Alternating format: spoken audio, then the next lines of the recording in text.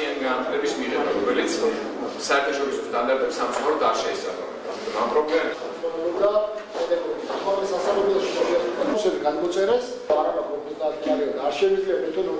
ის საშუალება რომ მართლა შვილებმა ისწავლონ გეუბნებით გულწრფელად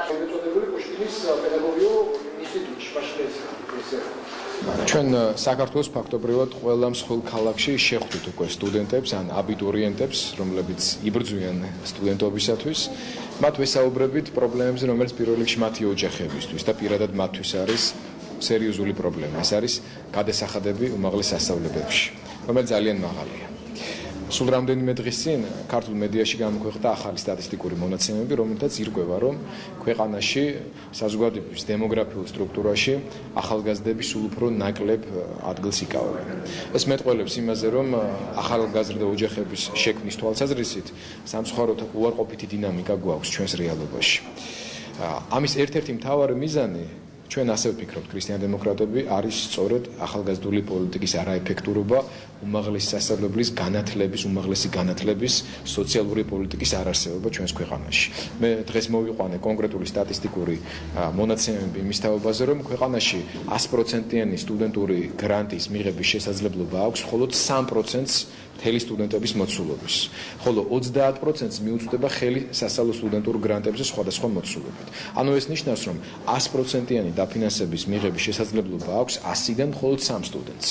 რაც არის ძალიან რთული, რაც რთულ სურათს ქმნის, სოციალურ სურათს ქმნის მთლიანობაში ჩვენ საზოგადოებაში. შესაბამისად ვიღებთ ისეთ სიტუაციას, როდესაც მაგალითად სოციალურად დაუცველთა ბაზაში, ანუ სიღარიბის ზღვარს ქვევით მყოფი ოჯახების სტუდენტებს, რომელთაც სახელმწიფო 30 ლარს როგორც დახმარებას ყოველთვიურად აძლევს, ამავე სტუდენტს და მის ოჯახს თხოვს 2250 ლარს გადასახადს უმაღლეს სასწავლებელში, რაც სოციალური უსამართლობის მყვირალა მაგალითი არის.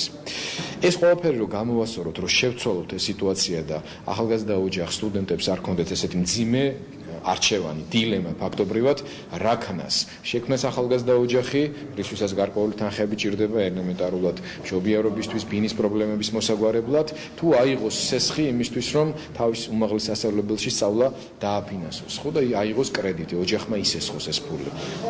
ის იძულებული ხდება, რომ გააკეთოს არჩევანი სწორედაც ამ სასწავლებლის გადასახადის სასარგებლოდ, რადგან სწორედ ამის მეშვეობით აქვს იმის იმედი, რომ მიიღებს გარკვეულ ცოდნას, შემდეგ იშოვის სამსახურს და ამ სამსახურიდან მიღებული შემოსავლით მოახერხებს ოჯახის შექმნას და ესე გადადის და გადადის ეს გეგმები, ასე ვთქვათ, შორს. და ამიტომაც არის, რომ საქართველოში დღეს ახალგაზრდებს ძალიან უჭირთ ოჯახების შექმნა.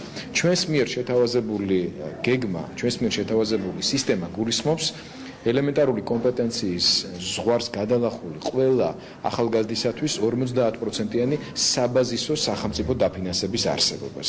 ორბიჯიან საგრანტო სისტემას, რომლის მეშვეობითაც აღნიშნული სტუდენტები სტუდენტის სტატუსის მოპოვების შემთხვევაში მიიღებენ 50%-იან დაფინანსებას ავტომატურად სახელმწიფო ფონდისგან, ხოლო დანარჩენი 50%-ისთვის განაგრძობენ ბრძოლას თავიანთი ქულების, საგამოსტო შედეგების და სწავლის შედეგების მიხედვით. მე ვფიქრობ, რომ ეს არის ერთის მხრივ სოციალური სოლიდარობის გამოხატულება, სახელმწიფოს პრიორიტეტის გამოხატულება, ახალგაზრდული პოლიტიკის რეალურად განხორციელება ჩვენს ქვეყანაში და მეორეს მხრივ შეჯიბრებათობის, კონკურენციის და ამ მხრივ მოტივაციის შენარჩუნება ახალგაზრდებისათვის, რომ უკეთესად ისწავლონ და კარგ შედეგებს მიაღწიონ. ეს მთელი სისტემა თავისი სრული საბიუჯეტო ანაზღაურებით მოითხოვს დამატებით მხოლოდ 20 მილიონ ლარს.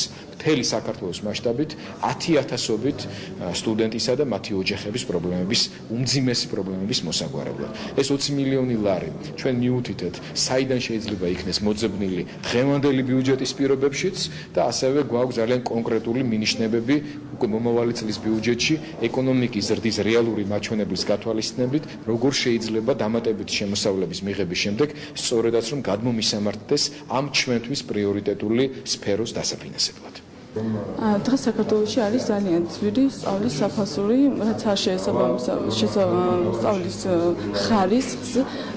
ამის გამო ძალიან ბევრ სტუდენტს შეუწყდა სტუდენტური სტატუსი, ეს ძალიან სამწუხაროა. ქრისტიან-დემოკრატებმა შემოგთავაზეს, თუ როგორ უნდა იქნეს დაფინანსებული სახელმწიფოს მხრიდან სწავლის გადასახადი, ეს არის ძალიან მისასალმებელი და მისაბაძი მაგალითი და იმედია სახელმწიფო ამ ყველაფერს